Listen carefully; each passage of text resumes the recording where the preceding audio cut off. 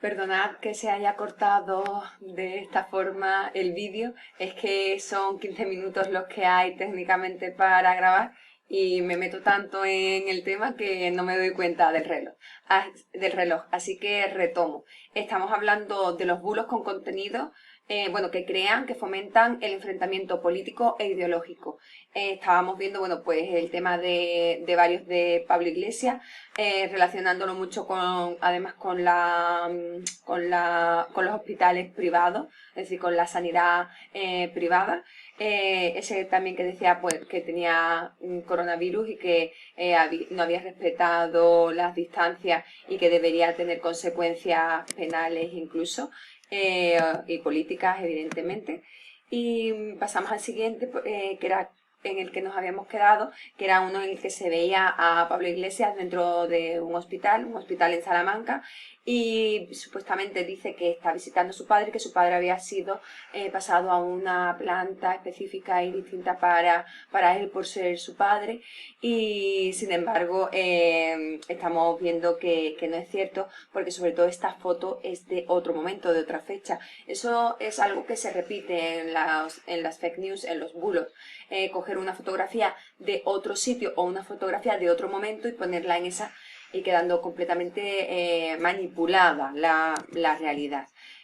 Otra cuestión del tema de enfrentamientos políticos que también es muy frecuente es relacionado con el uso particular de los políticos de determinados sitios médicos, desplazamiento médico o aparatos. En este caso es el caso de la ex alcaldesa de Madrid, de Carmena, en el que se dice que se le ha llevado un respirador. Dicen concretamente la empresa que se lo había llevado, para no tener que esperar en un hospital público. Es más, es la propia Carmena la que contesta, reutilizando la información que había aparecido falsa en Twitter. Se ve una fotografía, se ve la furgoneta de la empresa y es la calle donde vive Carmena. Sí, son muchas casualidades, pero no es cierto. Es más, se habla con la empresa en concreto y no es para Carmena. Es más, asegura que en la información dice que le ha llevado un respirador, de que eso es para personas que ya tenían problemas respiratorios y nunca es para llevar un respirador. La curiosidad, bueno, el dato es que la persona que firma esta información y la hace pública es un ayudante de otro político de signo contrario. Entonces, bueno, pues por eso tiene mayor relevancia. Otra cuestión, por ejemplo, fallecimientos. Hablábamos del de Gabriel García Márquez en el otro vídeo. Aquí de políticos por coronavirus han fallecido varios. En concreto aquí, bueno, pues con última hora. Y bueno, este no es de fallecimiento, este es de queda positivo, ¿no? Pero bueno, muchas últimas horas así llamativas. Evidentemente tienen una visión que parece, la forma y demás, parece completamente cierta, porque es que parece la página del País. Sin embargo, pues no es una cuenta falsa. Y esta sí es de fallecimiento. Esperanza Aguirre, pues ponen en distintas cuentas de Instagram y de Twitter, pone que ha fallecido y evidentemente sigue viva. Es más, ella salió a desmentirlo, para decirle incluso que se encontraba mejor de salud. Otra fórmula que se utiliza mucho es la de una personalidad representativa cualificada, es decir, una persona que se identifica como un médico, una persona que dice que es un político, una persona a la que supuestamente creemos porque es más fácil que haya accedido a una información que otros no tienen.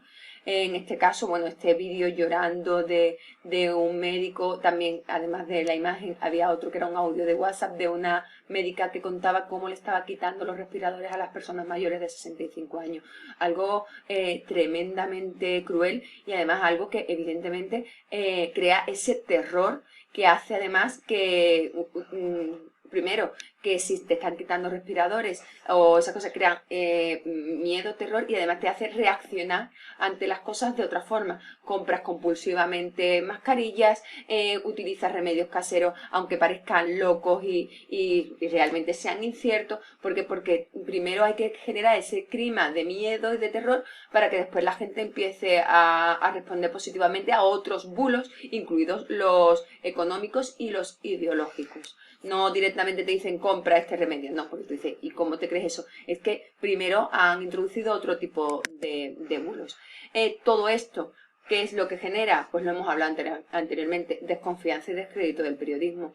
Cuando todo este tipo de informaciones se van corriendo como la pólvora, van introduciéndose, tú ya no sabes lo que es cierto, lo que es falso, mezclas las informaciones que son dadas por medios de comunicación de las que son dadas por personas anónimas e incluso por esos bots, esos robots que engañan creando estas informaciones. Pues tanto en España como fuera de España vemos las cifras de desconfianza, ¿no? Un 34% de los españoles confía en las noticias, solo un 34%. ¿Y todo esto por qué? Bueno, pues porque se cree que se ha relajado el rigor periodístico, esto con tantos bulos y con tantas informaciones, cabeceras que parecen que son de periódicos de renombre, que son falsas, por ejemplo eso del País, va haciendo que cuando de verdad ves una información cierta no la creas y se vaya perdiendo esa confianza y se vaya creando ese descrédito.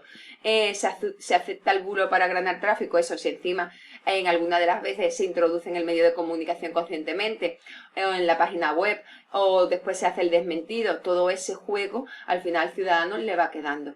Y la inmediatez y la prisa muchas veces lo cuelan en los medios de comunicación, pero es por eso. Afortunadamente, un dato nuevo y que es llamativo de una investigación italiana es que a medida que la amenaza del coronavirus se acerca a un país, cuando es más real que sí que hay casos, la difusión de estas páginas poco fiables bajaba. Quiere decir que no por tener más miedo o verlo más cerca aumenta. Es la única fortuna dentro de esta investigación.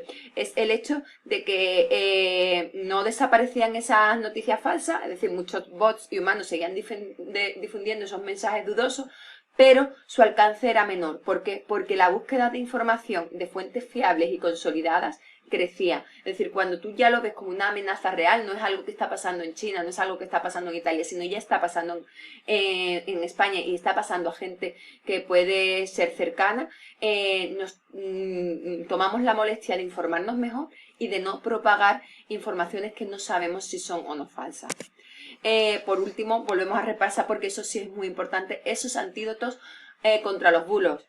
Individuos proactivos que se informen con pensamiento crítico, es decir, nosotros mismos que queramos saber, que busquemos en fuentes fiables, que castiguemos esas fuentes que no sean fiables para no volver a informarnos de ellos. ¿Por qué? Porque al final tendremos ese pensamiento crítico. Si pensamos que cualquiera de estas informaciones que nos han llegado son ciertas, comprobemos y sobre todo contrastemos en medios de comunicación distintos, de ideologías distintas, eso que también hemos hablado tanto y que disteis el año pasado también de estructura de la información, que medios tienen una ideología y otra, y sobre todo cuáles no permiten bulos o se le cuela pocos bulos. No difundir y ser cazadores de bulos, es decir, nosotros mismos identificarlos, comprobar, por ejemplo, esa fotografía de la furgoneta, era muy fácil identificar que la empresa era de folios. Pues si es así, nosotros mismos podemos poner, hoy es una empresa de folios, ¿no estáis viendo que no es medicamento que se vaya para Francia en lugar de quedarse en España? Y eso, si no somos conscientes, pues no pasarlo, no ser cómplices. Después, que los medios de comunicación y los periodistas defiendan la información de calidad, lo mismo que hablábamos, menos opinión y más datos. Si son muchas horas las que estamos en casa y podemos ver mucha información, acceder mucho al televisor, vamos a ver qué medios, qué periódicos, qué radios, bueno, periódicos ahora mismo no, pero bueno, sobre todo las versiones digitales, cuáles están dando más datos y menos opinión. Seguro que va a ser menos dañino, anímicamente e informativamente. Y lo último, eso, que la sociedad castigue los bulos. Si podemos decidir, podemos saber qué clase de información queremos y castigar a los que nos dan la que no queremos. Y nada, pues aquí quedo a disposición de todos para cualquier duda o pregunta que quieran hacerme y esperando que estén bien. Hasta el próximo día.